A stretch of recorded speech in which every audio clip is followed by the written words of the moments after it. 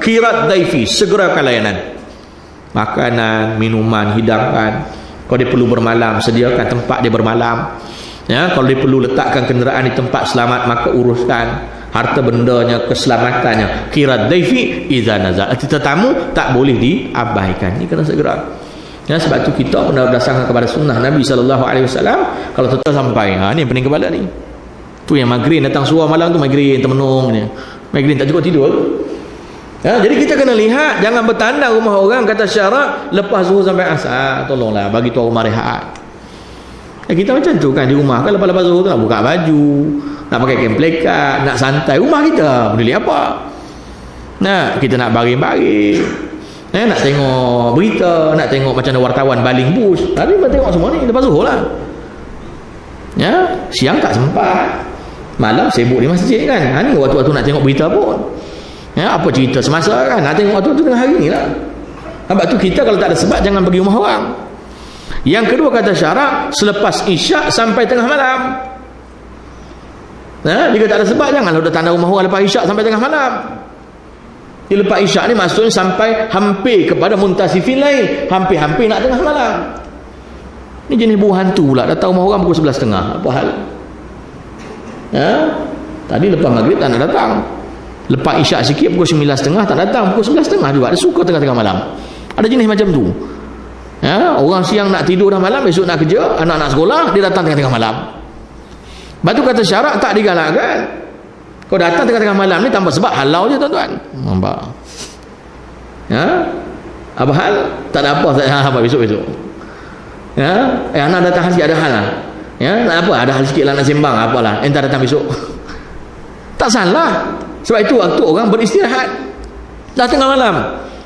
Sebab mereka ni bahaya kalau bagi masuk tuan-tuan, tak balik-balik pukul 2 pun. Tu yang kacau tu.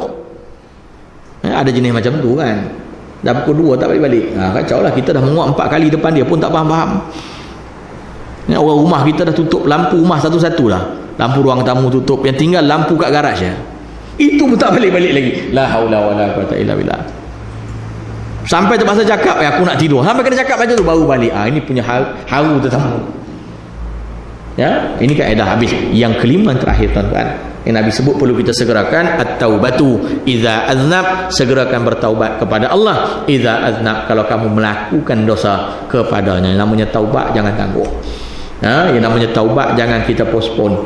Sebab apa kata Nabi, di antara yang dituntut untuk disegerakan, bertaubat kepada Allah. Idza aznaba, kalau kamu melakukan dosa kepada, sebab Allah tenanti-nanti taubat daripada orang-orang yang berdosa. Tuhan duk tunggu.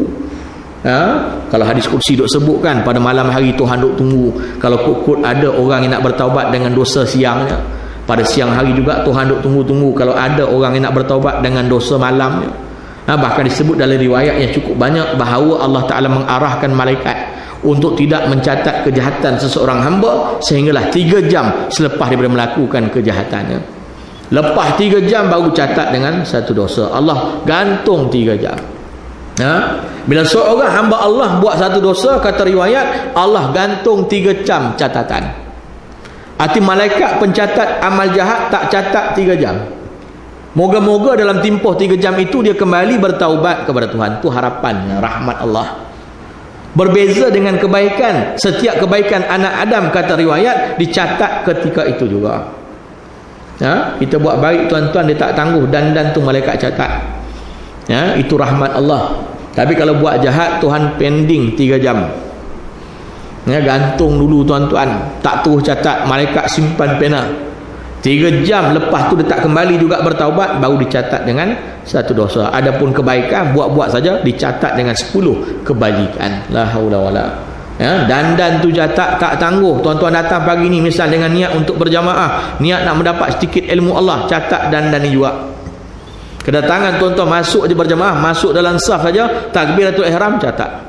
Jangan salat berjamaah. Dan tu tak tangguh. Sebab apa? Tuhan tahu manusia ni hatinya bolak-balik kan. Kalau tangguh-tangguh nanti dia punya niat baik tu cancel, tukar jadi jahat. Contoh macam tu lah. Asal datang tazkirah tu okey, catat. Kata Allah, kalau biar lagi setengah jam, dia mula dah niat. Sakit pinggang, sakit lutut, dia mula lari. Bila lari tu, kalau ketika lari niat nak catat, dah rugi dah. Maka catat dan manakala kejahatan, tangguh 3 jam. Tapi kata ulama 3 jam tu laisal bil adad, bukan dicatat dengan 180 minit. Ya, tapi 3 jam itu diberi tempoh untuk dia bertaubat kepada Allah. Jangan kira 3 jam tu 3 jam macam kita dah faham. Ya, nanti dah pukul berapa ni? Pukul 10 dan lagi ni lagi setengah jam lagi. Kacau lah. Dosa buat pukul berapa tadi? Pukul 7 misalnya. Dosa buat pukul 7, 9.30 dia tengok ada balance lagi setengah jam. Ya, cepat lagi 5 minit. Tak ada. Laisal bil adad, bukan laisa bil adad, bukan dengan kiraan jam yang kita faham. Itu diberi tempoh oleh Allah dengan tempoh yang singkat. Ada masalah. Jadi itu yang kita harapkan tuan-tuan. Maka 5 benda saya ulang balik. Sebagai ingatan untuk saya tuan-tuan, kita simpan dan kita laksanakan sekadar kemampuan. Ittaqullah fattaqullah mastata'tum. Bertakwa kepada Allah sekadar kemampuan kamu. Maka 5 benda ni tolong uruskan segera. Yang pertama, kalau ada lagi anak-anak yang belum rumah tangga, maka tazwijul bikri, segerakan perkahwinan. Jangan duk cerewet, cepat-cepat cari tutup pintu-pintu maksiat dan kejahatan, kahwinkan cepat. Yang kedua pula apa tuan-tuan? Yang kedua tadi saya kata tadi, kalau hutang ada kemampuan segera bayar, jangan tangguh. Yang ketiga apa? Yang ketiga, kalau berlaku kematian segerakan urusan sampai kepada peringkat mengkebumikan. Yang keempat, kalau ada tetamu bertandang sebagai tuan rumah, segera berikan layanan. Jangan sampai tetamu kecewa dengan apa yang kita berikan.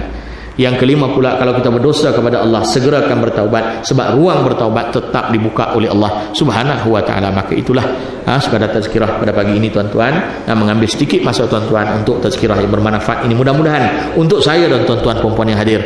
Maka saya mengucapkan terima kasih di atas perhatian, maaf di atas kekurangan. Aku qauli hadza astaghfirullah li wa lakum wa lisairil muslimin wal muslimat fastaghfiruh. A'udzubillahi minasyaitonir rajim. Bismillahirrahmanirrahim. Alhamdulillahirabbil alamin wassalatu wassalamu ala asyrafil anbiya'i wal mursalin wa ala alihi wa sahbihi ajmain. Allahumma akhrijna min zulumatil wahmi wa akrimna binuril fahmi waftah alaina bima'rifatil ilmi wa hassin akhlaqana bil hilmi wa sahhil lana abwaaba fadlik wanshur alaina hikmatak birahmatika ya arhamar rahimin. Wa sallallahu ala sayyidina Muhammad wa ala alihi wa sahbihi wasallam walhamdulillahirabbil alamin. Subhanakallah bihamdik asyhadu an la ilaha illa anta